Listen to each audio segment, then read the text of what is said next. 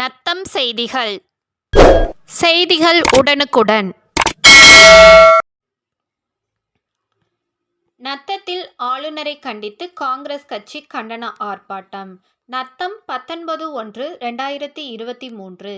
திண்டுக்கல் மாவட்டம் நத்தம் ரவுண்டானா பகுதியில் நத்தம் நகரம் மற்றும் வட்டார காங்கிரஸ் கட்சியின் சார்பில் மாவட்ட தலைவர் அப்துல் கனி ராஜா தலைமையில் தமிழக சட்டசபையில் அநாகரிகமான செயலில் ஈடுபட்ட தமிழக ஆளுநர் ரவியை கண்டித்து அவரை திரும்ப பெற கோரியும் கண்டன ஆர்ப்பாட்டம் நடைபெற்றது.